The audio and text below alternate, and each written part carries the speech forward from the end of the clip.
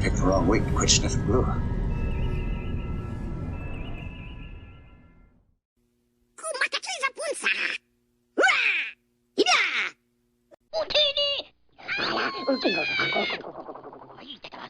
Hello everybody, welcome back to the deserts of Tatooine as we are working on week 4 of the Sandcrawler. I'm cautiously optimistic that we'll finish this week. It depends how much more time I'm going to spend on these tracks, but also how elaborate the paint scheme is going to get on the tub. I will tell you, and I don't mind calling them out because it's crappy service. I ordered some brown primer from Amazon, from a company that I cannot recall right now, but it's through Amazon, and I have yet to receive it. At this point, don't really need it because I've gone on, but I'd like to use it on the tub as a base color, and I certainly would don't want to give up on it prematurely, but I'm to the point now where I'm just going to cancel the order and go back to plan B on that. I also, over the weekend, found my loophole, and you know how much I love finding a loophole. People have been saying, well, there's no moisture on this. I was one of the people who were saying, no moisture on this planet, very little. Why would there be rust? Well, it's not. It's paint oxidation. It's all space metal and space paint anyway, so you could basically make your own rules. But you'll notice when the Sandcrawler stops at the Lars homestead, it jets out steam. It jets out steam in the tracks. And where there's steam, there's moisture. Where there's moisture, there's the opportunity for rust. And that's my loophole. That's where I'm sticking with. Right now, I am going through and I'm just painting in some rust, well, not rust, but some weathering details, some gunge, some grime, just on the tracks. And I'm concentrating on the outboard tracks. You will not see any of this stuff on the inboard tracks. You will see 4 faces of the outboard track. So if I can get a base coat on the inside, that allows me to go whole hog, go the entire swine on the outboard faces, and that's what I'm doing now. I'm just putting in some running grime and some streaking dust and some streaking dirt. That again, it's lubricant, it's transmission fluid, if you want to call it that. It's gear grease, but it's going to collect down in the bottoms here. And then I'm still want to hit this with the sand wash over top of it. But this is giving me my final colors of what's going to happen down in here, and then I can feel more satisfied that I have done my work on this and start talking about attaching this to the bottom of the tub. The thing about the bottom of the tub is it's one of those things you're never going to see once you have the area, or once you have the tracks attached. But I do want to make it clean. I do want to make it painted. I do want to make it look like it's part of the scheme. Now, obviously, the little tube where R2 gets sucked up and the hatchway, that all needs to be painted in and detailed. But these areas here, I think I'm more or less happy with. I have designated right front, right rear, left rear, so I know which ones go back in which position. And since you will see the majority, and I say 90% of the time, you're going to be seeing the right-hand side of it because that's where the tube is. These are the 2 track faces that I want to have the most done. I'm also coming around to thinking that I need to put some sort of plate on here. Just having these 2 points, maybe not enough to attach to the bottom of the tub. I'm thinking I might want to put some sort of plate on it that's like maybe not quite that big, but maybe something like that. And then it gives me more glue surface to attach it to the tub. And that gives me, I can go ahead and glue that plate on like that. And then glue the whole, because this joint is out in the open right now. But when it comes time to putting it on the tub, hitting these two spots is going to be a lot more difficult than having this whole big area to smear it on, and smear the glue on that and stick it to the tub. I think it's going to do me a lot better. So it's just a question of how thick that needs to be. I think that might raise it up too much. I'll try it with this. Actually, I could get a piece of that, put it across here, sort of like this. If I wanted to put a plate like that and then sit the tub on top of it, that would tell me whether or not that's jacking it up too much. I don't want this to be, you know, way jacked up, but I think that might give it a little bit more lift and more fender room, if you want to use that term. Okay, I've got the tub sitting on top of the tracks again, and I'm thinking that just about anything I do is going to lift it too high. I like where it is now. I don't want to go any higher, so I'm thinking maybe just a wafer thin piece of sheet stock to go just between the two supports there, just to increase the amount of gluing surface. But I'm liking how much detail is coming out of here, and I need to make sure that this has the same appropriate amount of detail. Okay, so we're coming down to the end of Monday now. I've done a bunch of stuff kind of off camera. I did the painting and the weathering of this T section here, and I'm basically all ready to put the treads down today, and I think that would be a great capper for today. Now, unfortunately, although the treads look fairly uniform, they are not. You cannot find two consistent measurements between the lot of them. So what I want to start with, as you can see, because even though the track has a bit of a wobble in it, which I think adds a little bit of life to it. I like the imperfections of it. I don't care for the strictly regimented. This makes it look more used, more in the universe, with the fact that the tracks aren't level or perfectly square. But what we have is a case of also not having any sort of locator pins on the bottom that might help you indicate where the tracks are going to go. So we're kind of, see, I wrote on this is the right rear. I kind of, you're going to eyeball it. You're just going to eyeball it in that section and kind of square it off. These two will help tremendously getting these ones down when it comes to putting the front ones down, because there's even less of a landmark area for them to go in. There is no center, there's no center post to take up space. You kind of have to eyeball it in that area as well. So what I'm going to do is I'm going to start with this one. I'm going to use some 5-minute epoxy, because that's going to give me plenty of time to moosh it around and get it happy. And then I'm going to put this one down. I'm doing the same thing, kind of taking my measurements off of the first one, and that will help tell me. Now see, this one wants to rock back and forth like this.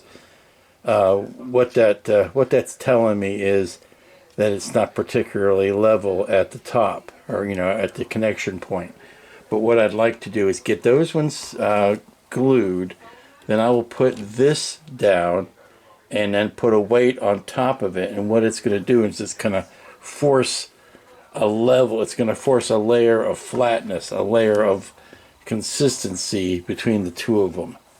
And that's going to be important, because I'm not going to be able to flip this thing over until all of the tracks are glued down. Okay, the back treads are in, and I'm lining the front treads up on them, making sure that they, when you look down the barrel there, that they are running parallel and true, and making sure that the margins here are consistent the whole way down, and the distance front to back is even. I don't want to pull these so far forward that they're going to run afoul of the headlights and the track or the pivot mechanism, even though I'm not using it.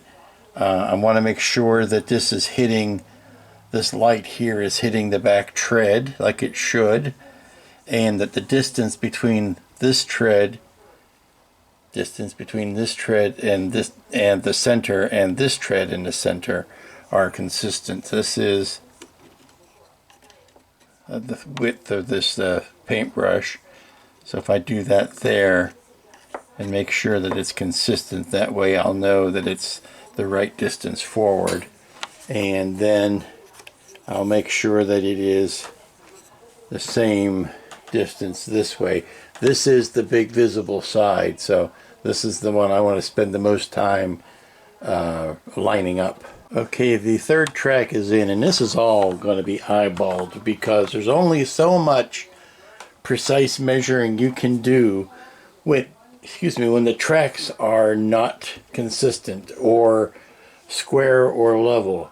So what I'm trying to do is shoot down the middle and make sure all of my axles are in the same place.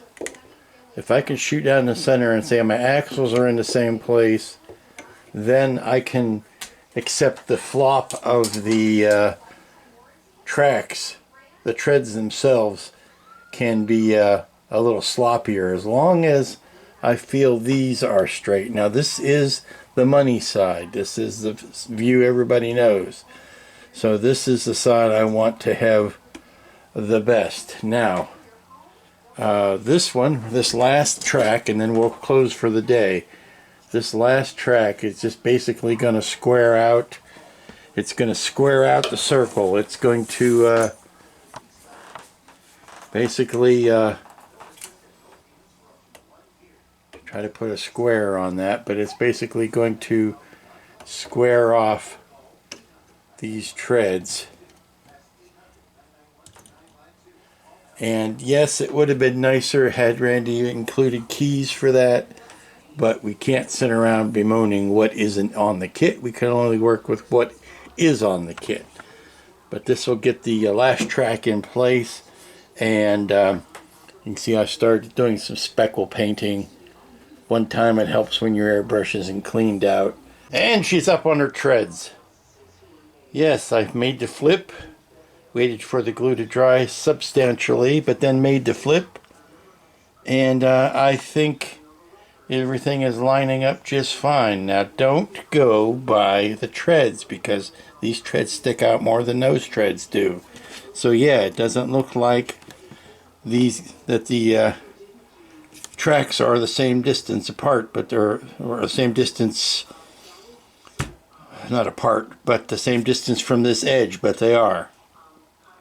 So any faults in measurement are solely on me at this point. Okay, I had some dark paint left in the brush, so I decided to give in and start doing some of the panel weathering on the side. Now I probably will end up painting over some of that. I like the full panels that I've got marked out, but some of that streaking I'll probably go over with another color. It's starting to coalesce. Well, good morning, everybody. It's Tuesday. Painting is going to start in earnest today, I think. Like yesterday, before I closed up, I went ahead and put these panels in. I need to go ahead and do that for the front and for the other side, and any of the other dark brown solid panels that I don't need to put in. I want to go ahead and do that. Don't mind the little printed Jawas. I'm still playing with scale and size and all of that. Having a little bit of fun, you know, just to pass the time. What I need to do first is make up a platform that I can put on my turntable, my Lazy Susan. Poor Susan, she gets such a bad rap. The Lazy Susan, so that I can spin this around, believe it or not, and get to the other panels that need to have the dark brown put on them. So that's job one. And then we could start putting in some of the streaking. This is where this is where it becomes more art than more craft than science, I guess. All right, so I've finished with the panels that are darker, and I've started putting in the smeary runs. Now, What we've got there is dark brown. I'm going to go over just the center of these with a black to make it a little bit stronger in the center of each of these runs. And I don't know whether that's going to be just with a black wash or with an actual oil an oil wash, or just a black wash. Either way could work. I'm using photos from Randy's build as reference for the smudges and for the dark panels. There's a whole series of lighter smudges we've got to put on this yet. Plus we've got to put the telltale remnants of the orange and white. I'm calling it paint. I know other people have other explanations for it.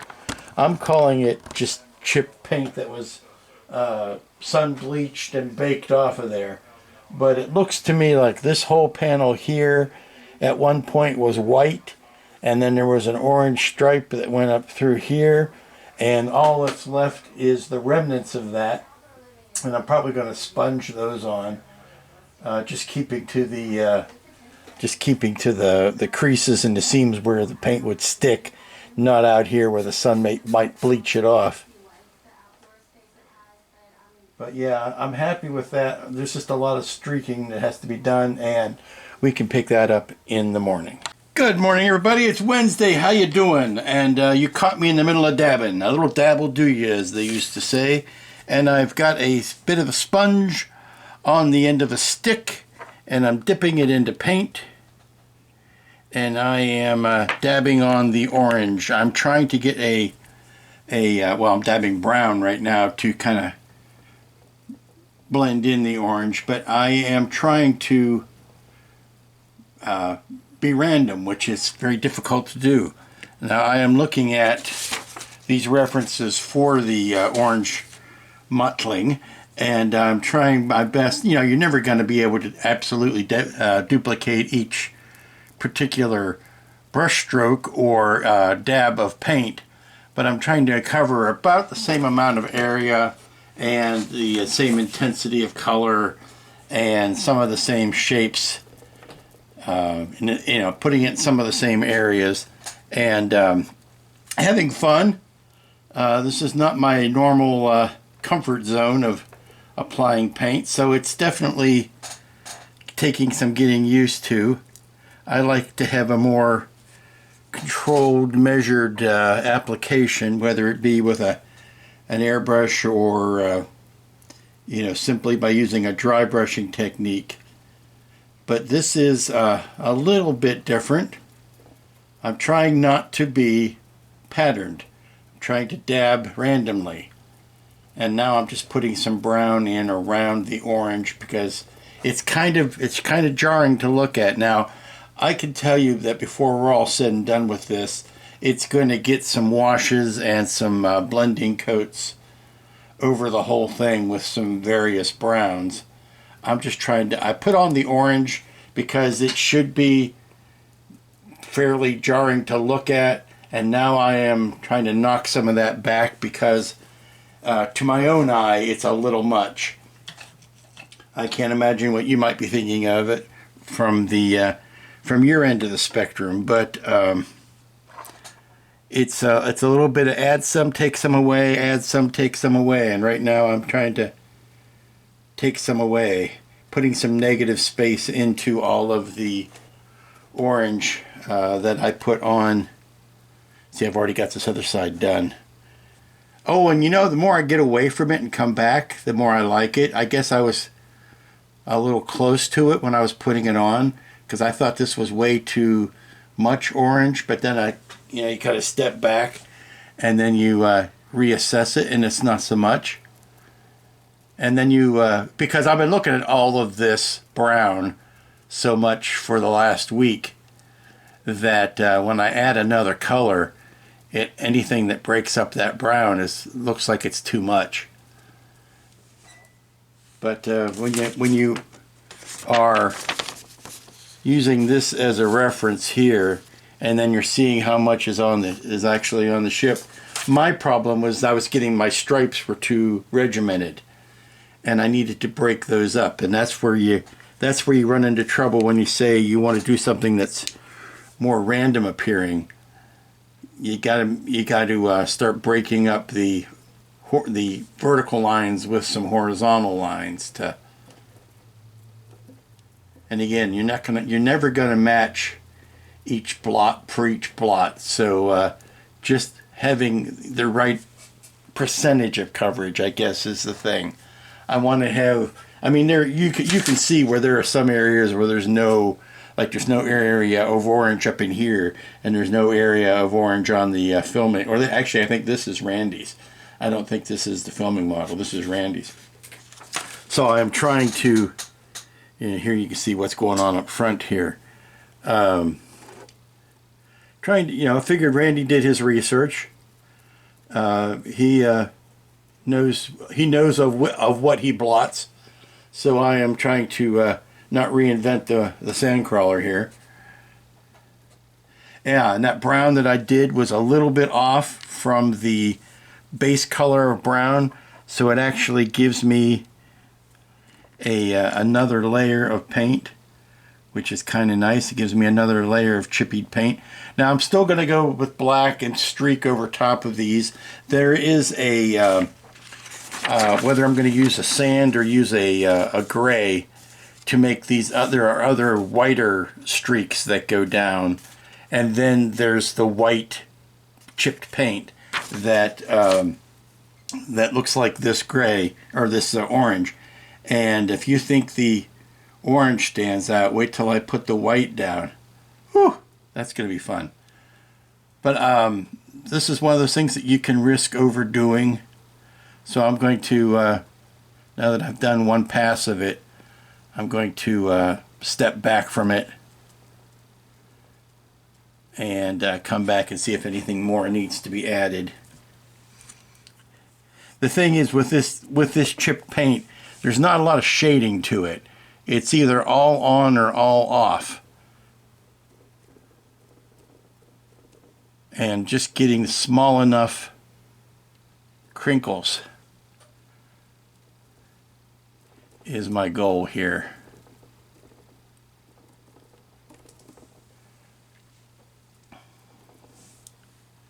And I'm using a combination of various different oranges. I'm using Army Painter War Paint's Lava Orange because it's a nice thick paint. I don't want to use a lot of airbrush paints because of I want the thickness. And this is Citadel, believe it or not. It's a little pot of Citadel orange that, it happens that I paint a lot of orange things, whether they're Irwin Allen stuff or whether they're some Star Trek stuff that was orange.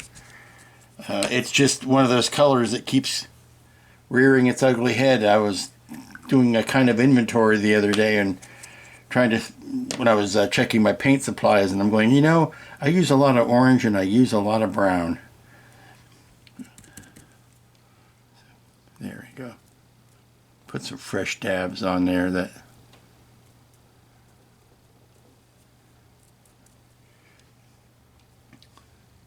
And of course I just got the areas taped off where it stops so that when we get to that panel line, it'll make a clean break. And the more coats of orange I put over here, you get brighter and brighter orange, so it looks like there might be a subtle layer of paint that is sitting on top of another layer of paint. Again, I'll hush you. It's the hardest thing in the world to try to train yourself to be random, because the human tendency is to want to make things in patterns. I guess the one trick I was taught in art school. I had a few great teachers. I had a few that were really duds, but I had a few great teachers. And the easiest trick is to use your other hand. If you're left-handed, use your right hand, because then you not have as much immediate control over it as you do with your dominant hand. So if you use your non-dominant hand, not only will it strengthen that in case you need to use it one day if you break your arm, but it also your brain kind of short circuits because you're trying to make a pattern, and because it's not your dominant hand, you're not succeeding, which is actually what you're shooting for in the long run here.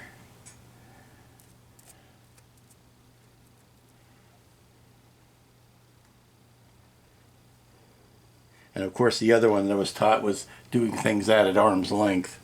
If you do it, the further your hand is away from your eye, the less control of it you have, and you can get more randomized patterns by holding the brush way out at the end of your arm, which is why you see a lot of expressionist painters doing stuff way out in front of them.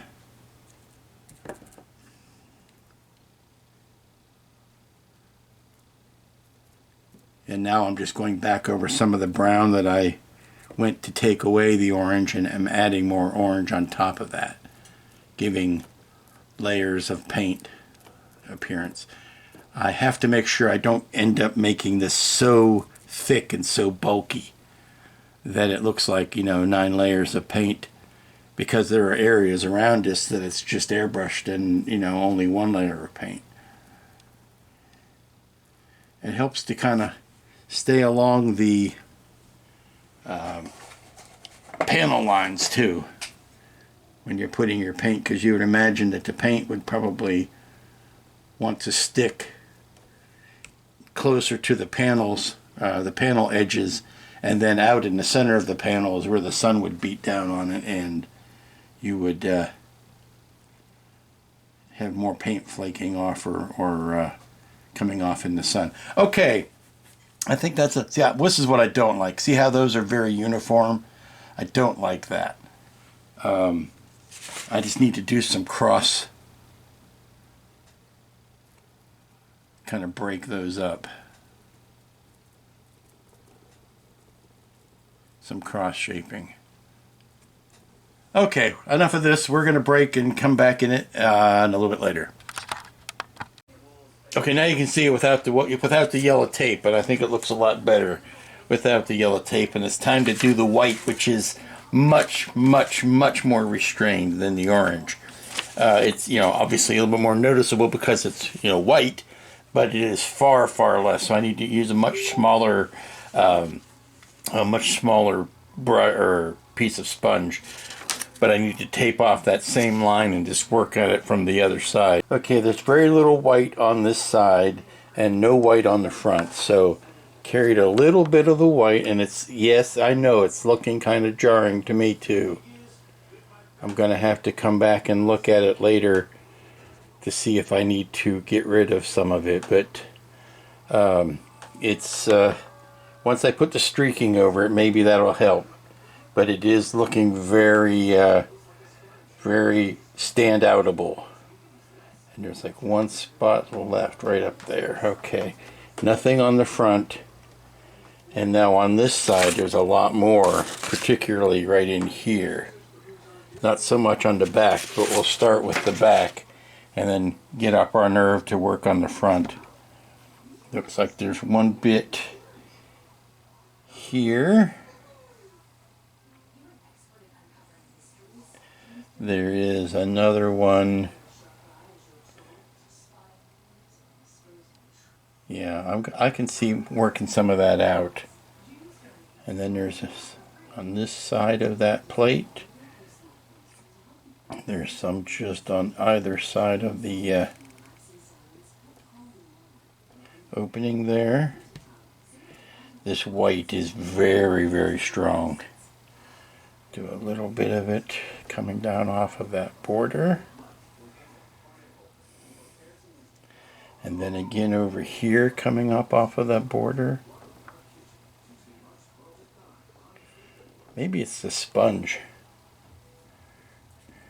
It's not giving me really a pattern per se. And then there's one here. There's something there. This is where, oops, and then I drop it. And this is where it gets to be a whole lot of it. And it starts there. And it works its way all along this perimeter here, all along this edge. And really fills in on that corner there, and then works its way on down.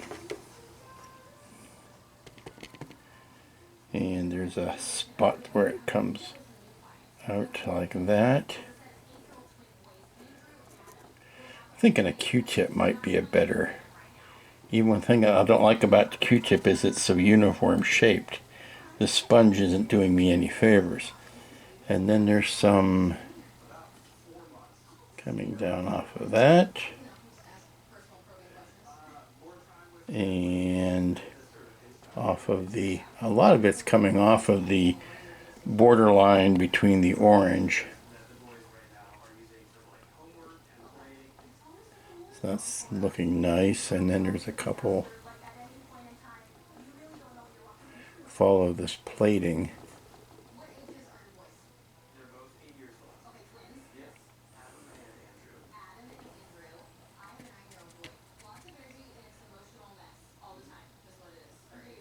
Something like that. And there.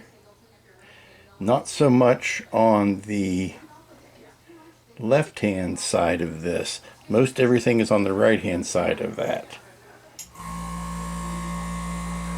And another country is heard from.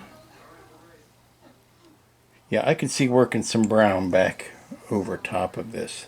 Okay, I just went over the brown, over the white with a little bit of brown to kind of break up the big masses of it. It's still there, but any one big chunk of white is being minimized now by having some brown over top of it, and I think that helped, particularly on this side, that helped break some of that up.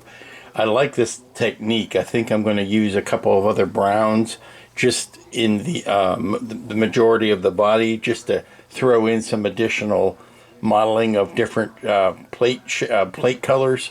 And then the next last step is to do this grand streaking here, which looks like it's shades of grays.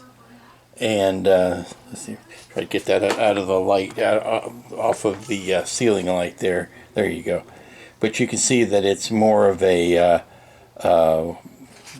almost like a wash, where you would hit that and just wipe it down and just rag it on there. So we're gonna see how well that works. That's most notable on the back of both sides. That seems to be, I mean, there's some on the main portion, but mostly it's on the back of that side and it's on the back of that side. So that's how we're going to be treating the caboose of this thing. Okay, I've just been having some unadulterated fun on this kit, and if you prefer your fun adulterated, then I can't help you. But I've been going after this thing with just variations. I've been using some of this flat brown Vallejo Model Air. I like the new packaging. It's a lot more fancy than the older version. And some Vallejo wash effects. I've got black, I've got brown, I've got white. Who can ask for anything more? I'm going to do a little bit more gray streaking in here because it's getting there, but it's not quite as prominent as some of this stuff that's on the photos here. I'm kind of holding back on that because that's one of those, do it once and hope it turns out. If you don't do it right the first time, you're kind of out of luck. So I'm working my nerve up to that. But I'm having fun with the areas where they had the white and the orange on here, and playing with stuff on the top. Now the roof of this thing is probably the least known or least documented. There's plenty of pictures of the engines in here in the back, but as far as the actual colors on the roof, other than laying a bunch of sand on top of that, which is something I want to do, I've got a sand wash coming that I can spray that will accumulate in the crevices and look like sand. So that's what I'm waiting to do up top. But yeah, I'm to the point now where I want to walk away from it because I'm getting, I'm starting to get carried away here, and I need to stop while before I end up putting too much stuff on. Okay, I'm back from lunch and starting the afternoon run here, and I'm starting off with some gray wash, and I am doing this side with these gray streaks, and I'm trying not to overdo them because anything I add is on top of all of the rest of this, and I don't want to have to go back to the bare resin and start repainting anything if I end up getting carried away with it. So just a little bit. Now I have to look at what's in the the lighting on the photo and how and what is actually on the model. So I'm looking at the model in a couple different photos because that the lighting is a little bit different in each one. But it's starting to, and this is just a nice sprayed layer. I can do a sponge layer, or just a padding on of some to add on top of this. Now there are some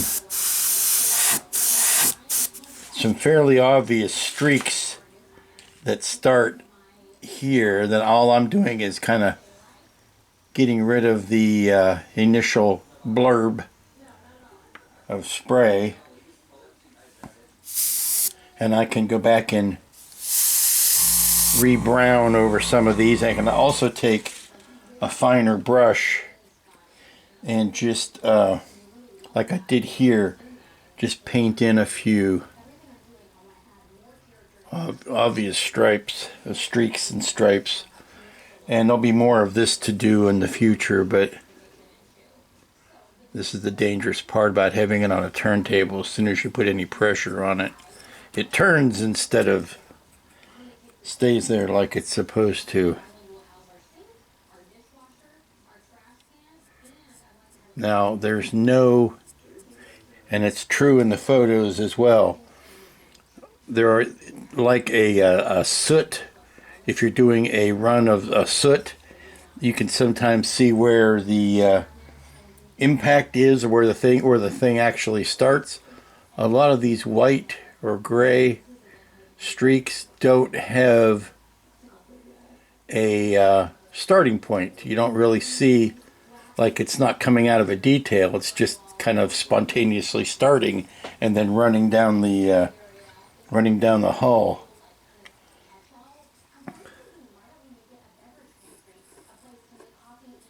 I will say that it is helping to diminish the brightness of the white paint somewhat, which is nice.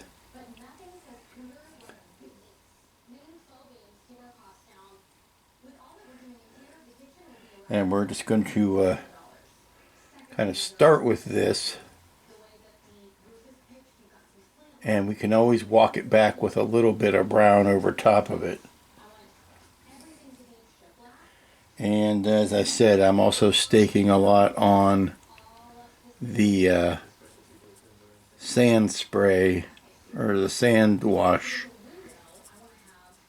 which should be arriving tomorrow in the mail.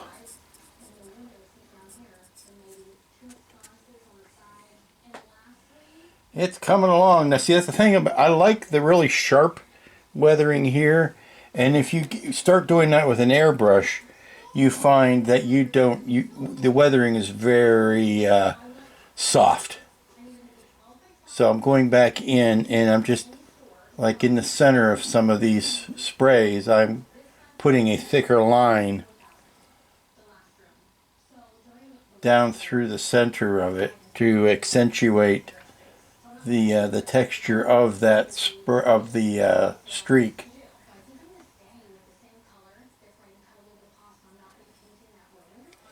It's a little bit better than just having a cloud of gray show up out of nowhere. And I can help define the area a little bit better by sticking to the panel lines.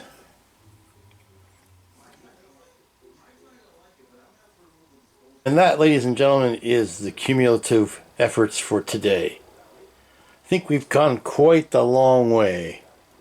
I won't say we're done, but we're very close. There's an application of a sand spray that has yet to be done, and that's going to help me coalesce some accumulated sand up into the crevices and stuff. But I'm stepping back from that. It looks a little overdone. It does. I'll grant you that. But then I go and I look at these, and it's like, no, it's right up there with that. It's I mean, you look at that, and look at that, and look at that, and look at that, and look at that, and look at that. I think it's fairly comparable. On this side, you look at that, and look at that. Look at that, look at that, and look at that. And look at that, and look at that. Yeah, there's some cleaning up that needs to be done, but by and large, I'm very happy with where we are. Ladies and gentlemen, it's Thursday. It's Gateway of the Weekend, and it's the gateway to being finished with the Sandcrawler. I don't think we have more than today and tomorrow's worth of work to do. I am awaiting the post today, as I am most days these days. There is a product coming that will let me put another layer of wash on this. That is a better sand wash, not a sandwich, a sand wash than the Mecha sand wash that I'm using. This Desert Dust Wash. This is like, well, it's okay. It's not great. You don't get enough oomph out of it. And I was advised by great friends on my chat that there was another better product for that. So I ordered some. It should be coming today. And we're going to find that out. And if it works as advertised, that will be the final bit of set dressing here. It is a, like I say, it is a spray that will allow me to accrue sand residue in the crevices. I was going to try to use some, clear glue and some of that sand ballast, but I think that that's still plan B or plan C, depending on how well this stuff works. So stay tuned for that. I'll kind of fill some time while I am waiting for the mail. I used a little bit of that, I used actually quite a lot of this Desert Sand Wash right in this area here, and it took quite a bit of it to get even a modicum of the result that I was hoping for, and this stuff is supposed to be much better. So we'll see how that goes, and that will be the, I think, the final step on this. Okay, here you can see the kind of look I'm trying to shoot for. See how all the sand has collected in all the corners and crevices. That's kind of the look I want. I want that accumulated gunge that's in there that normally would be rust or would be oil or be streaking, but in this case, it might be snow. If it were, that would be where ice would form or snow would stick. But in this instance, it is sand. It's accumulated sand that doesn't get cleaned up because, you know, you're a Jawa and you're not thinking about cleaning the sand out of the top of your crawler. So as you can see, we are getting a lot of that. Maybe not quite as much, but we can see where we're getting some texture and some sand forming on the tops of, and this happens more after it starts to dry. You don't really notice it while it's going on, but if you leave it to dry and come back to it, you can see where some of that stuff starts to form. Now, this is the thing you should never do to your models. You should never look at them under this tight of a magnification.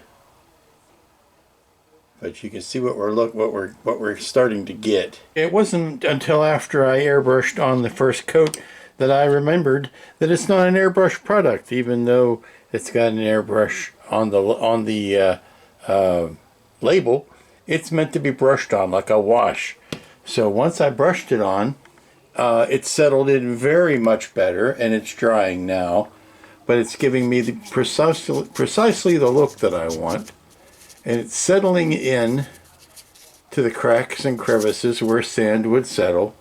And it's just going to be a question of knowing when to stop and walk away, knowing when it's enough. But I think if I cover the entire beast of this, at least the top part of it, You see how much nicer it's settling in on the back. This will be a nice final touch, I think. But look what it's doing in here and on the deck there. Oh, that's beautiful. That's exactly what I wanted to do. I know I'm going back in here with a wet brush and I'm disturbing it, but we're just going to hit that top deck, and everything that is a horizontal surface straight down looking from the sky is where I'm trying to do the brushing here, because that's where it would end up laying. So all of this area in here has now got some sand on it. And all of this greebly up here has got sand on it. And like I said, knowing when to walk away is the key thing here. Good morning, everybody. It's Friday. It's the last work day of the week, and it's a momentous day because it's also going to be the last work day on the Sandcrawler. I have absolutely fallen in love with this Flory Models Weathering Wash Sand. If I had used this from the start, this would have been a 3-week build instead of a 4-week build. That's how much I like it. It did exactly what I wanted it to. Exactly. Look at that. Look at the sand accumulation in there. That's just beauteous. That's beauteous. And the hardest part now is not to overdo it. This morning, as part of my final touches, I am going through where I sprayed over some of these white marks, the white paint, underpaint, and I am going back in. Well, see, in the process of spraying brown on the rest of the body, a lot of this white got dulled down, which is proper because you've got instances where weathering happens on top of paint, and it dulled it down a lot, which was good because it took down some of that contrast.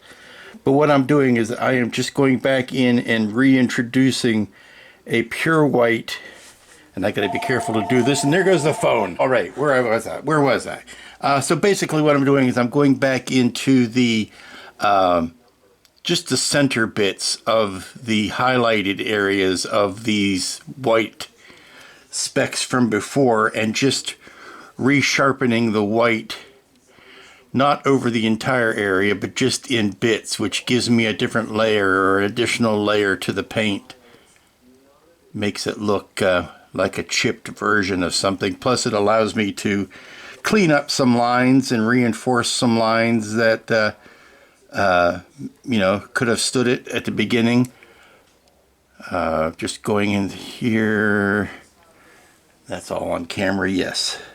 And the important thing is to have a jittery hand, and having drunk my requisite amount of coffee this morning, I have the jittery hand.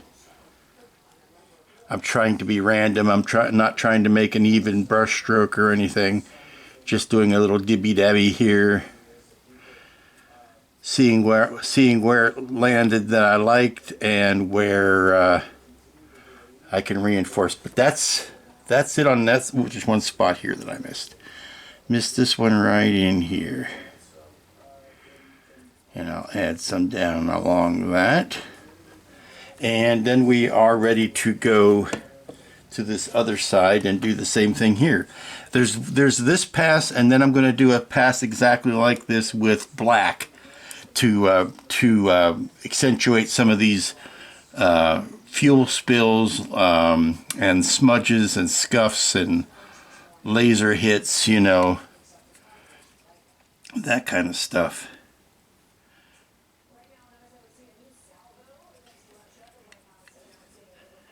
I noticed this area right in here in particular I needed to fill in down this stripe. I didn't get all the way into the crease there. And that should be more or less a solid white.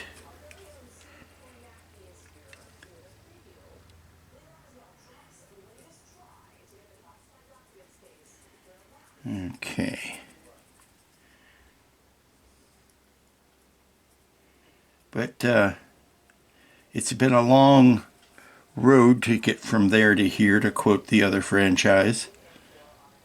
and we're having some fun finishing this up. Now, I'm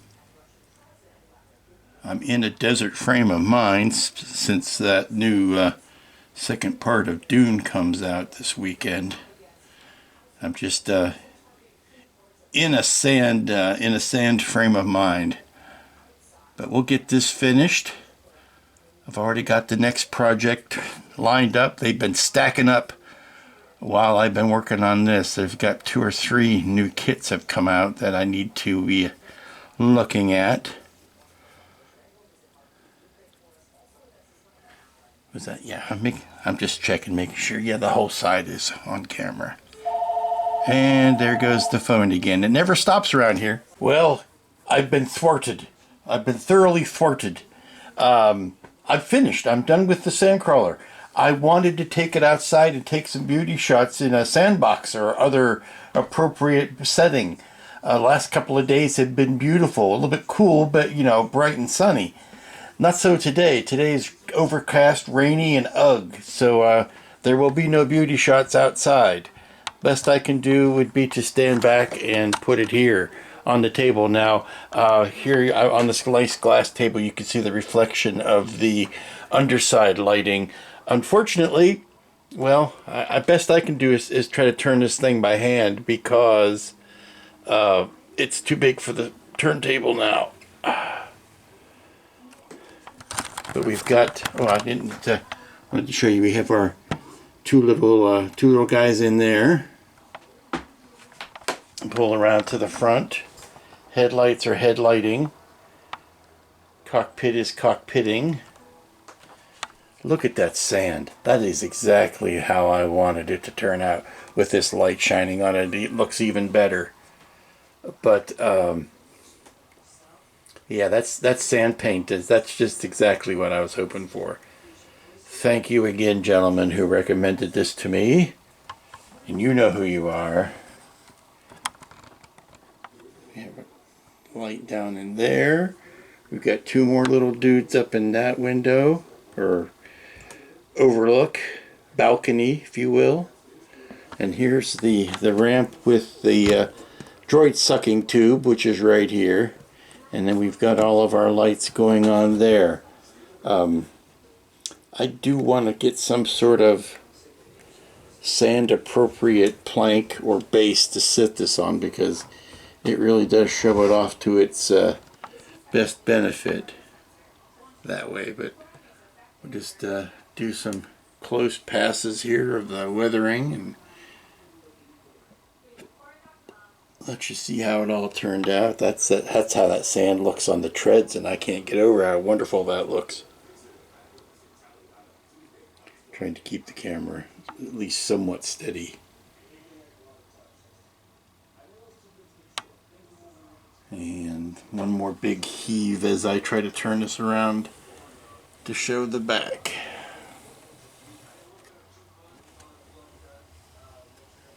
Okay, and then here's a view of the back with my lovely battery drawer here. I so much love how that turned out because it doesn't look muddy. That's what I was afraid of, is it looked like mud was on there, and that's not appropriate because, like I said, lack of moisture. But having it on there, it just looks like dried sand. I can't get over it. I really like how that settled in. Yeah, buddy. And that, my friends, brings us to the end. Yes, sad to say, the end of the Randy Cooper Sandcrawler build. This has been a lot of fun. Yeah, it's very challenging. Yeah, sure. I call this the anti-Bandai. This is the anti-Bandai. Bandai kits are so simple, they fall together, and what have you got? You don't really get much, I don't know, you get a nice thing out when you're done, but how much of a sense of accomplishment do you get? This, when you're working with a resin kit, Randy's, notwithstanding, when you're working with a resin kit and, everything has to be tweaked or something has to be adjusted or something has to be modified, you get a much better sense of accomplishment out of it, I think. Inside of every Randy Cooper kit is a great build waiting to happen. You might have to do a little bit of digging, but it's there. It's there. He makes darn good kits. And for the money, really good value kits. It's just that you got to know going in that there's going to be some cleaning to do. It's not a pristine 3D printed kit. It's not a Bandai kit. It's not, it's not even an X Plus vinyl kit. It's a Randy Cooper kit, and that has a certain specialness all its own. And no, I don't know where I'm going to put it. Because not only is it huge, it's also very heavy. So that kind of necessitates it. I can't really go, oh, well, I'll put a shelf up there and just set it up on a shelf. No, I need to put it up on a shelf that can hold the weight of this thing. I haven't even tried weighing it, but it's hefty. It is a lot of resin and a darn good looking kit, but it does come with its challenges. So next week, I promise to do something completely different. It'll be a commercial kit. It'll be smaller. It won't be resin. Maybe something we can finish in a week. That would be nice. So till then, y'all be good, be safe, be smart, be on the lookout for your local Jawa. And we'll see you here again next time.